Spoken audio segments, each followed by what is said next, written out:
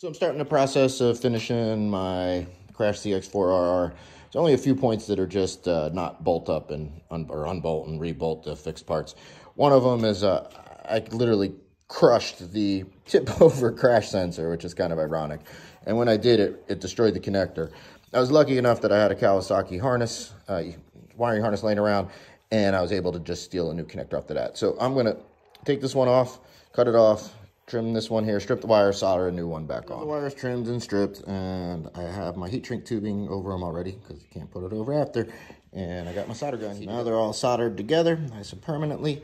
Got my good old heat gun. It's gonna put the heat shrink tubing over them and shrink it up. And that part. So now it's all soldered together, nice clean in its holder. And lo and behold,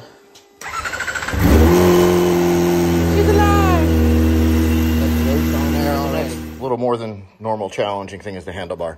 And the reason that is because we got to take off this top triple clamp, which can be a little bit challenging. So we'll find out. But I have the front end supported through the pin in the bottom there. So that should hold that up. And the first things I've done is loosen the pinch bolts on each clip-on. And then there was a bolt underneath that held it in place, so I removed that. So now the clip-ons are up out of the way, and the next step is going to be to loosen these bolts and the center cap. Hopefully I have a socket the right. So the nut was actually pretty easy to loosen. I did reattach the handlebar here, so I had something to hold on to so that my bars didn't go into my tank while I loosened that. Just a little update. So I got everything loose, the bike's hanging, and this is coming right off. So I'm gonna do this really quick. I'm gonna remove that, take off the old handlebar, put on the new one. I don't like to hang it there too long, but we'll get it. I was able to lift it off, take the old bar off, put the new unbent bar on. They're pretty heavy, so the clip-ons would definitely be lighter.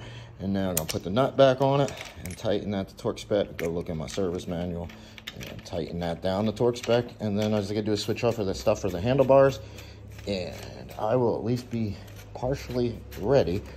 Tomorrow I'm just going to stick, because the quick shifter body not coming for a couple days, so I'm just going to put a regular linkage in it and shift manually. Oh, what a thought.